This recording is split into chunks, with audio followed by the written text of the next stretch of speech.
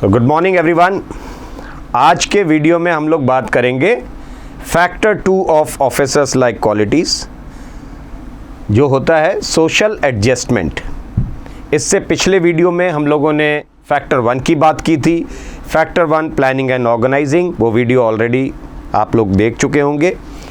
Factor 2 होता है आपके हार्ट लेवल से, दैट इज़ सोशल एडजस्टमेंट। अब इसमें 3 क्वालिटीज़ आती हैं। सबसे पहले तो आती है आपकी सोशल अडेप्टेबिलिटी, आप कैसे अडेप्ट करते हैं सिचुएशंस के साथ, लोगों के साथ। दूसरा आपकी होती है ग्रुप कोऑपरेशन, आप लोगों के साथ कितना मिलजुल के काम करते हैं, कितना कोऑपरेटिव हैं। तीसरा your sense of responsibility towards others. ये तीनों क्वालिटीज़ को मिलाकर के हम कहते हैं फैक्टर 2। और इसी फैक्टर के बारे में आज हम ओवरऑल बात करेंगे कि आखिर ये सोशल एडजस्टमेंट होता क्या है। तो प्लेटो ने ये कहा था कि man is a social animal. अगर हम इंसान हैं तो हमें समाज में रहना है, लोगों के साथ मिलजुल करके रहना है, और इसलिए हमें एडजस्टमेंट की ज़रूरत पड़ती है।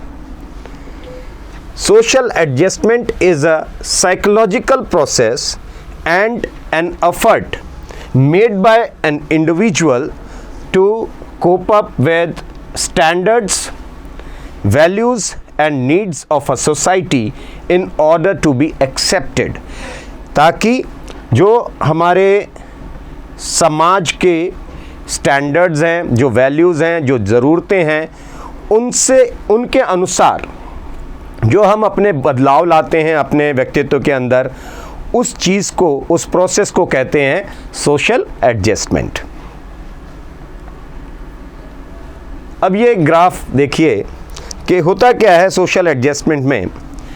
This is what proportion of similar attitude. आप यहाँ देख सकते होंगे कि एक मैंने इंडियन विमेन टीम अंडर 19 की एक फ़ोटो लगाई है। ये एक बड़ा अच्छा जो वाक़या था, वर्ल्ड कप जीत करके आए। बॉन्डिंग, टीम बॉन्डिंग जब अच्छी होती है तो ऐसी बड़ी अचीवमेंट्स आपको ज़रूर देखने को मिलती हैं। और इस बड़ी अचीवमेंट के पीछे वजह क्या है? Their adjustment, proportion of similar attitude. जब हम एक जैसे एटीट्यूड के लोग होते हैं, जब ये ज़्यादा होने लग जाता है तो वैसे वैसे आपका अट्रैक्शन जो है लोगों की तरफ वो बढ़ता जाता है।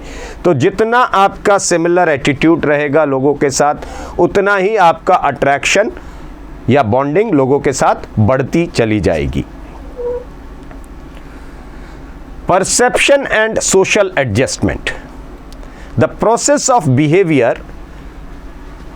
अब ये क्या है? बिहेवियर की जो प्रोसेस क्या होती है कि भाई लर्निंग, मैच्योरेशन, सेंसेशन, परसेप्शन और मोटिवेशन, ये 5 चीज़ें जो होती हैं आपकी लर्निंग, मैच्योरेशन मतलब कैसे कैसे जैसे जैसे आप बड़े होते जा रहे हैं, सेंसेशन आपके सेंसेस कैसे काम कर रहे हैं, परसेप्शन आप क्या परसीव करते हैं, क्या देखते हैं लोगों के साथ, क्या लोगों में देखते हैं आप, motivation.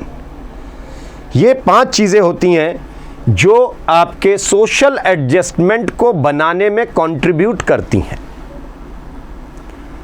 Psychologist use the term adjustment of varying conditions of the social and interpersonal relation in the society। Psychologist ये मानते हैं कि जो इंटरपर्सनल रिलेशंस हैं, जो सामाजिक रिश्ते हैं आपके, उनके अलग अलग कंडीशंस में आप अलग अलग तरीके से अपने आप को ढालते हैं, और उसी को सोशल एडजस्टमेंट कहा जाता है। Our social perceptions of others are initially based on the information we obtain about them। अब सोशल परसेप्शन क्या है? हमारा जो सामाजिक परसेप्शन है वो क्या होता है? इनिशियली तो किस चीज़ पर होता है? जो हम इंफॉर्मेशन दूसरों के प्रति, अगर आप कहीं खड़े हैं और किसी व्यक्ति के बारे में जो आपकी पहली राय होती है, जो पहला इंप्रेशन आप बनाते हैं, वो है आपका सोशल परसेप्शन, जो उसकी बुनियाद है। कि आप वहां से शुरू करते हैं। लेकिन कभी कभी ऐसा भी होता है, इन सम इंस्टांसेस, एट्रीब्यूशन इन्फेरेंस। अब एट्रीब्यूशन इन्फेरेंस क्या होता है? ये है कि किसी के लक्षण में जो भी आप देख रहे हैं, उनका जो बिहेवियर है, उसमें जो कठिनाइयां हैं या जो अच्छी चीज़ें लग रही हैं, लोकप्रियता जो है उसकी, वो आपको उनके बिहेवियर को समझने का एक कारण बन जाती हैं। Impression formation and social adjustment. अब इंप्रेशन फॉर्मेशन मतलब आप किसी व्यक्ति का क्या इंप्रेशन कैरी कर रहे हैं और उसका सोशल एडजस्टमेंट पर क्या फर्क पड़ता है। Impression formation is the process by which information about others is converted into more और लेस enduring cognition और thought about them। Impression formation क्या चीज़ है? ये एक ऐसी प्रक्रिया है जिससे जो दूसरों के बारे में आपने जो इंफॉर्मेशन कैरी की है अपने दिमाग में, वो इंफॉर्मेशन आपको उनके विचारों को समझने में मदद करती है।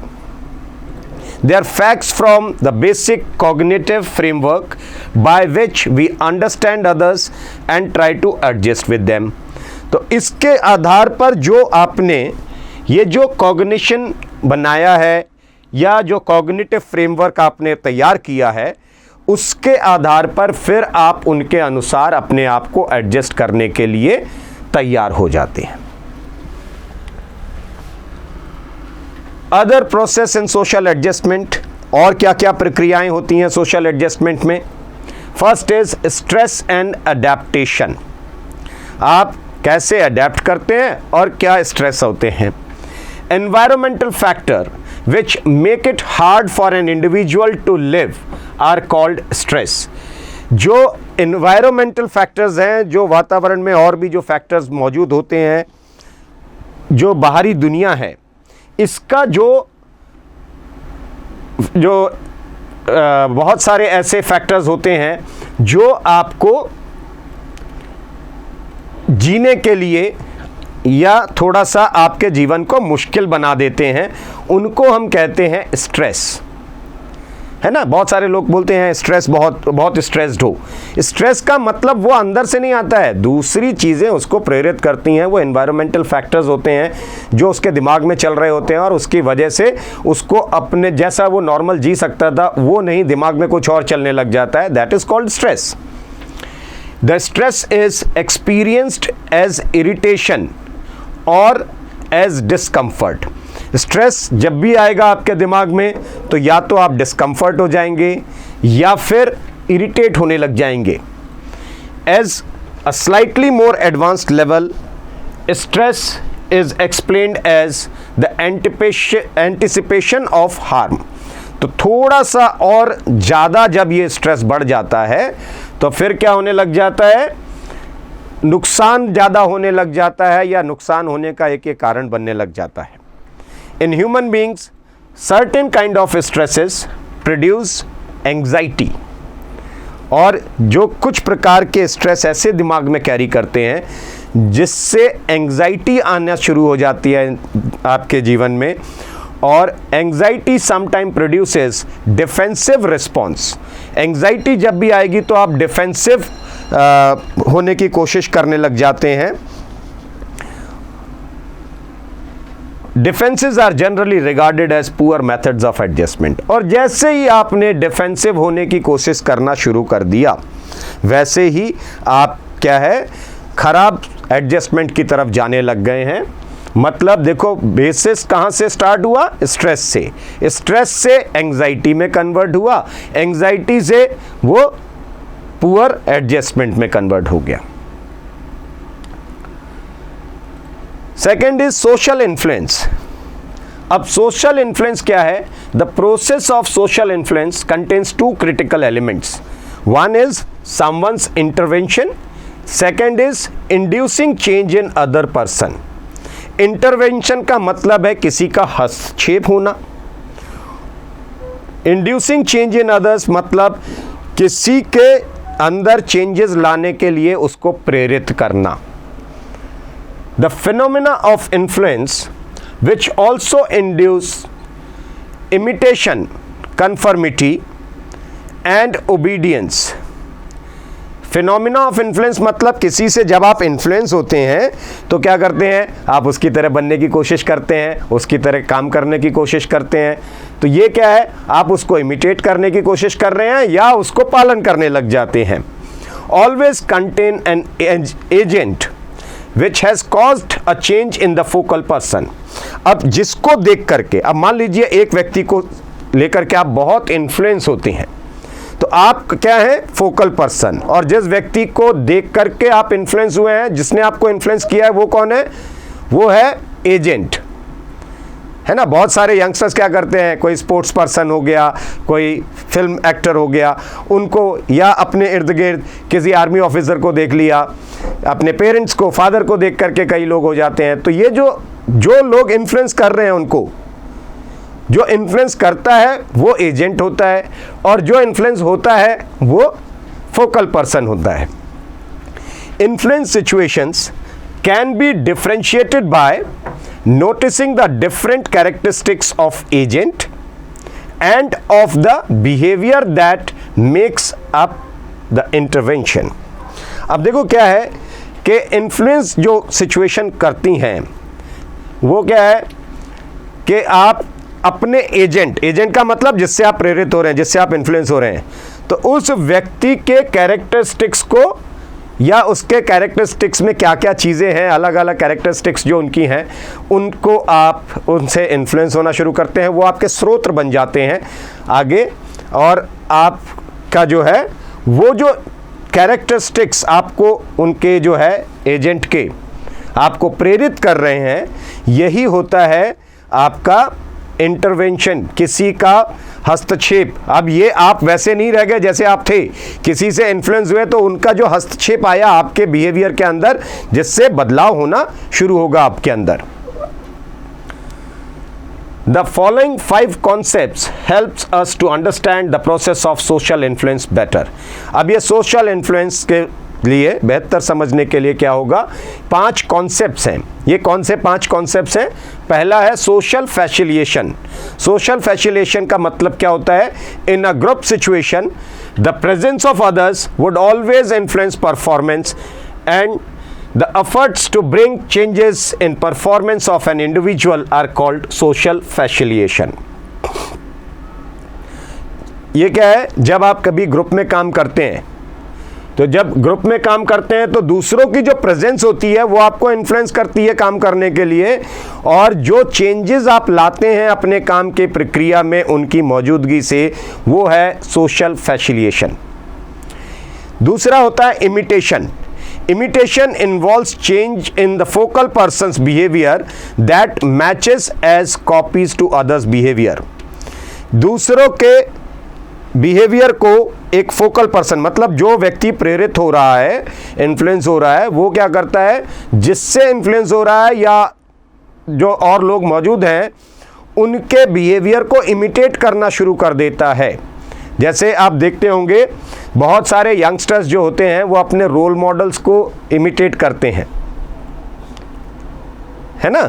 तो ये एक दूसरा जो कॉन्सेप्ट है। तीसरी चीज़ क्या है, कॉम्प्लायंस टू अदर्स। अब ये क्या है, human being as a social being has to adjust himself in the social environment in his daily life. आपको रोज की जिंदगी में दूसरों के हिसाब से एडजस्ट होना पड़ता है। He commands others and work according to his one और अदर रूल्स एंड रेगुलेशंस।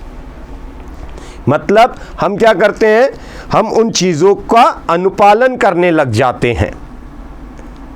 चौथा क्या है, कन्फर्मिटी टू नॉर्म्स। कन्फर्मिटी क्या होता है, conformity is act of matching attitude to the group। दूसरों के साथ अपने आप को ढालना या उसके साथ एडजस्ट करना, that is conformity। तो कंफर्मिटी टू नॉर्म्स क्या कहता है? Conformity is the situation where an individual changes behaviour so that they may become more similar to those of the other members of the group.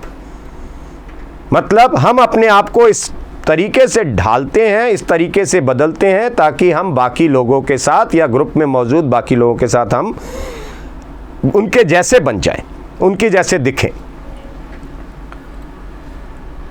पांचवी चीज क्या है? Obedience. Obedience is the situation wherein an agent has legitimate right to influence the focal person and the focal person has obligation to obey। मतलब जैसे teachers आपको छोटे में डांटते हैं, है ना, तो वो क्या समझाते हैं तो आप समझते हैं, आपकी मदर आपको समझाती हैं तो आप समझते हैं।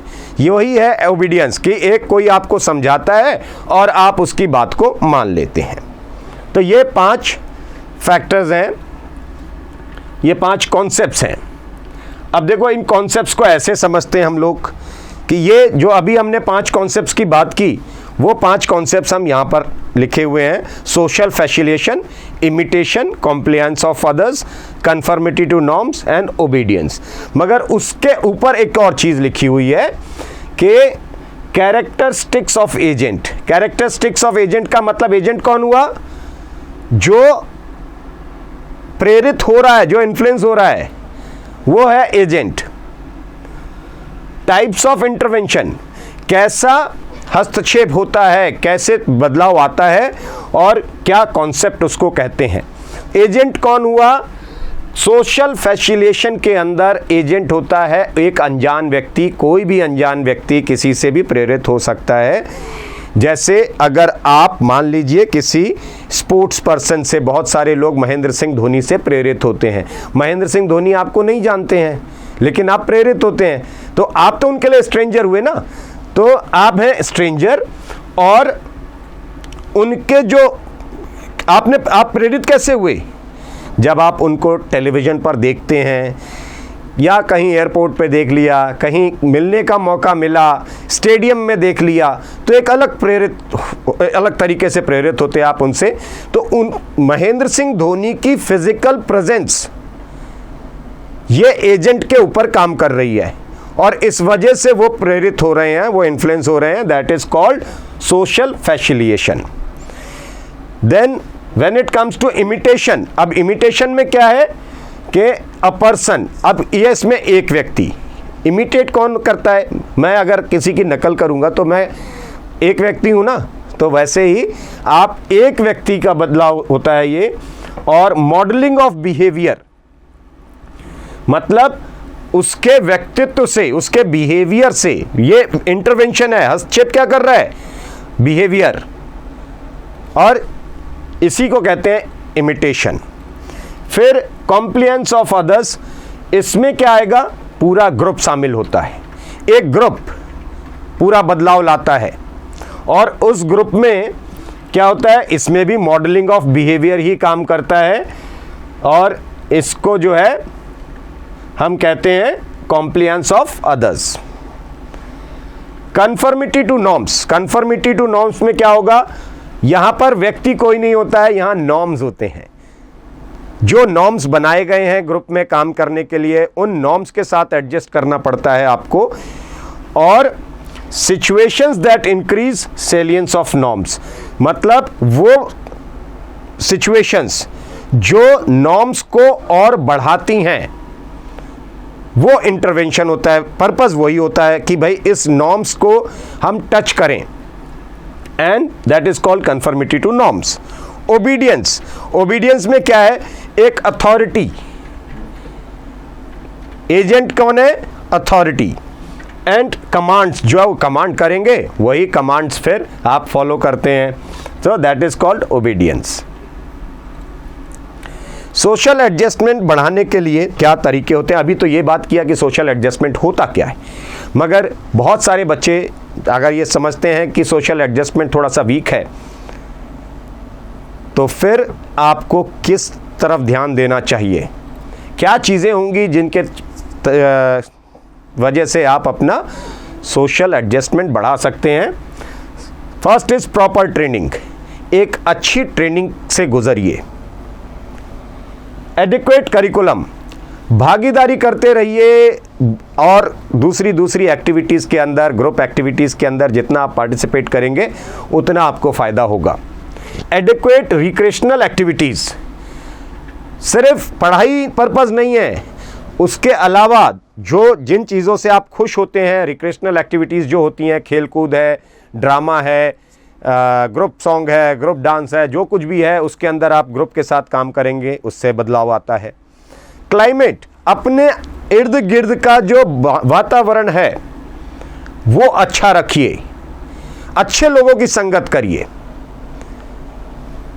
प्रॉपर रिलेशनशिप्स, आप अपने बाकी लोगों के साथ अपनी रिलेशनशिप्स अच्छी रखिए, अपनी बातों को उनसे शेयर करिए, उनकी बातों को सुनिए, समझिए, इससे एडजस्टमेंट में बहुत फ़र्क पड़ेगा।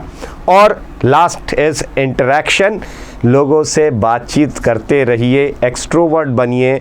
अगर आप इंट्रोवर्ट बने रहे, आपकी बात आपके मन में ही रह गई, तो जायज़ बात है कि आगे चल कर के आपको एडजस्टमेंट में दिक्कत आएगी। आप दूसरों से अपनी बात शेयर नहीं करते हैं तो ये बड़ी वजह बनती है आपके ख़राब सोशल एडजस्टमेंट की।